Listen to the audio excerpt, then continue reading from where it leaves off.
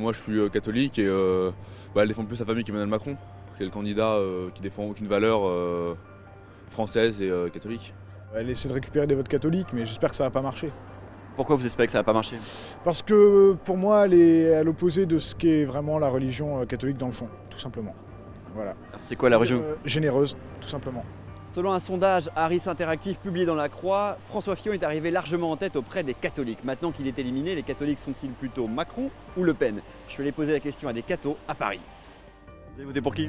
Macron, contre Le Pen en tout cas. Est-ce que vous savez pour qui vous allez voter au second tour? Ouais.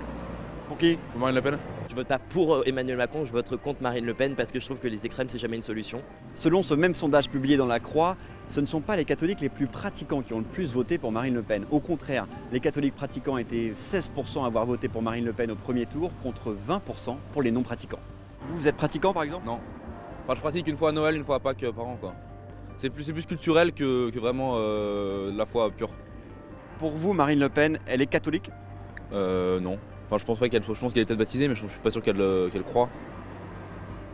Ça a une importance pour vous? Non pas du tout non. Je pense que le Front National se dit dans son esprit chrétien mais à une foi patrimoniale, c'est-à-dire ça fait partie de ce que j'appelle des catholiques non pratiquants qui confondent la foi avec des valeurs, qui considèrent comme des valeurs de civilisation. Or la foi, quand elle est vivante, elle n'est pas patrimoniale. En 2002, Jean-Marie Le Pen était arrivé au second tour de l'élection présidentielle et la conférence des évêques avait donné une consigne claire, il fallait voter contre Jean-Marie Le Pen. Cette fois-ci, 15 ans plus tard, cette même conférence n'a donné aucune consigne. Cette fois-ci, la Confédération des évêques n'a pas donné de consigne.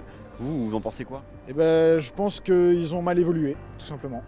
Je suis catholique, ça veut pas dire que je suis forcément pro l'église d'aujourd'hui, hein.